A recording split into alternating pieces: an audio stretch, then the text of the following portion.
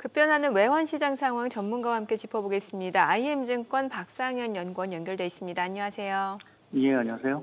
네, 박 연구원님. 이번 주는 어떤 소식인가요?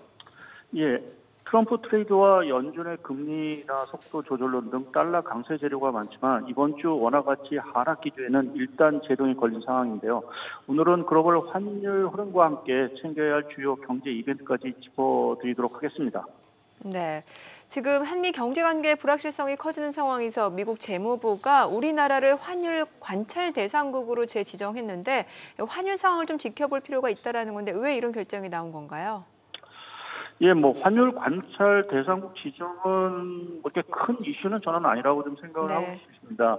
통상적으로 이제 세 가지 기준, 그러니까 대미 흑자 규모라든지 또 경상수지 흑자 규모, 또 이제 외환시장 개입 이러한 금액에 따라 기술적으로 사실은 결정이 되는 부분들이기 때문에 이번에 환율 관찰 대상국 지정 자체는 국내의 어떤 경상수지 흑자 규모 자체가 커지면서 조건 두 가지가 좀 충족이 됐기 때문에 결정이 된 부분들이고요. 이거는 우리나라뿐만 아니라 독일이라든지 일본 모두가 좀 지정이 됐기 때문에 사실은 큰 이슈는 아닌 것 같은데요. 근데 트럼프 대통령이 이제 취임을 한 이후 결국 이제 문제가 될 수 있는 이제 통상 문제, 특히 이제 대미 무역 수지 흑자 문제에 대해서 이제 관찰 대상국들이 상당히 조금은 주요 요주의 어떤 제재 통상 압박을 받을 가능성은 상당히 좀 커졌다라고 좀 봐야 될 것 같습니다.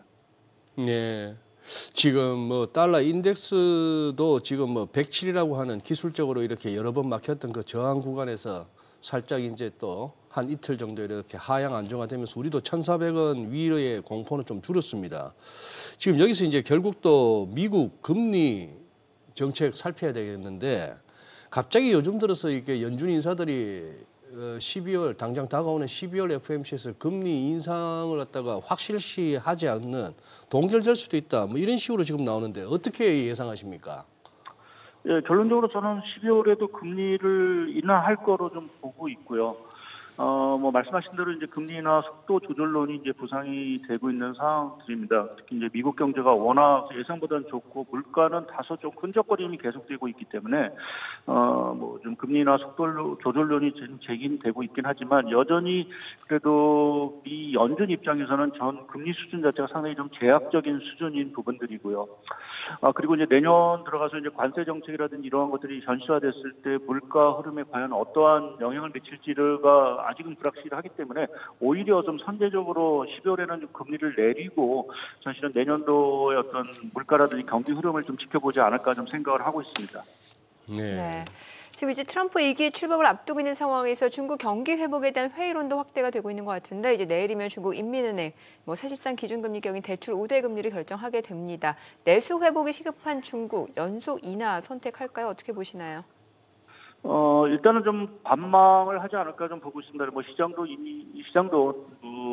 이번 달에는 좀 동결에 대한 가능성이 조금 무게를 좀 두는 것 같고요.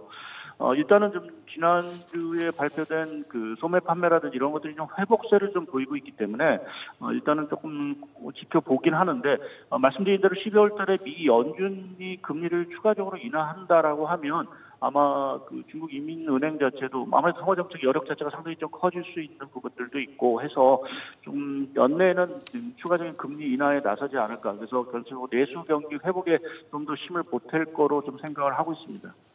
네.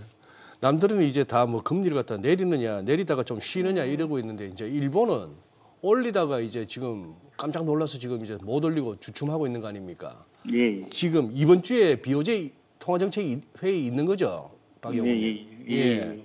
요거는 지금 일본은 어떻게 보십니까, 그러면?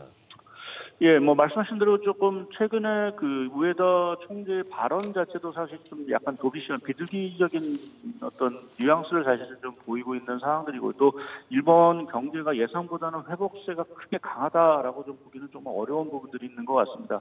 그래서 여전히 좀 12월 금리 인상 가능성은 잠재해 있긴 하지만 정말 올릴지 다른 부분에 있어서는 다소 조금은 이제 12월 주변 환경을 조금 지켜봐야 되는 부분들인 것 같고요. 이번 BOJ 회의에서는 그래도 일단 기존에 12월에 인상 가능성 자체는 좀 열어두는 어떤 그러한 발언이 나오지 않을까 좀 생각을 하고 있습니다. 네, 내용 잘 들었습니다. 고맙습니다. 예, 감사합니다.